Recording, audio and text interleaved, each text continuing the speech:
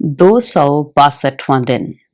नए अहदनामा में से आज की तिलावत गिलतियों के नाम पौलुस रसूल का खत, उसका चौथा बाब 21वीं आयत से लेकर 5वें बाब की 6ठी आयत तक। मुझसे कहो तो तुम जो शरीयत के मातहत होना चाहते हो, क्या शरीयत की बात को नहीं सुनते? ये लिखा है कि इब्राहिम के 2 बेटे थे, एक लौंडी से, दूसरा आजाद से। मगर लौंडी का बेटा जिस्मानी तौर पर और आजाद का बेटा वादा के सबब से पैदा हुआ। इन बातों में तमसील पाई जाती है, इसलिए कि ये औरतें गोया 2 अहद हैं। एक कोहे सीना पर का, जिससे गुलाम ही पैदा होते हैं, और वो हाजरा है, और हाजरा अरब का कोहे सीना है, और मौजूदा यरूशलेम उसका जवाब है, क्योंकि वो अपने लड़कों समेत गुलामी में है। मगर आलम बाला की यरूशलेम आजाद है, और वही हमारी मां है, क्योंकि लिखा है कि ऐ बांझ, तू जिसके औलाद नहीं होती, खुशी मना। तू जो दर्द ज़ै से नावाकिफ है, आवाज बुलंद करके चिल्ला, क्योंकि बेकस छोड़ी हुई की औलाद शोहर वाली की औलाद से ज्यादा होगी।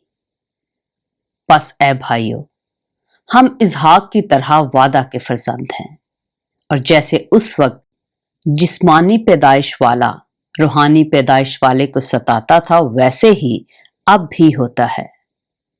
मगर किताब मुकद्दस क्या कहती है? ये कि लौंडी और उसके बेटे को निकाल दे, क्योंकि लौंडी का बेटा आजाद के बेटे के साथ हरगिज वारिस ना होगा। बस ऐ भाइयों, हम लौंडी के फर्जंद नहीं बल्कि आजाद के हैं। गिलतियों के नाम पौलुस रसूल का खत, उसका 5वां बाब। मसीह ने हमें आजाद रहने के लिए आजाद किया है, बस कायम रहो और दोबारा गुलामी के जुए में ना जुतो।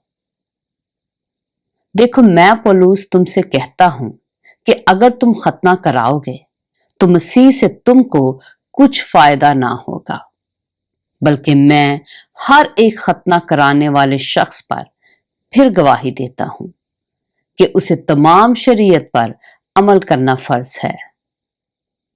तुम जो शरीयत के वसीला से रास्तबाज ठहरना चाहते हो, मसीह से अलग हो गए और फजल से महरूम, क्योंकि हम रूह के बायस ईमान से रास्तबाजी की उम्मीद बर आने के मुंतजर हैं। और मसीह यसू में ना तो खतना कुछ काम का है, ना मख्तूनी, मगर ईमान जो मोहब्बत की राह से असर करता है। पाक कलाम के पढ़े और सुने जाने पर खुदावंद की बरकत।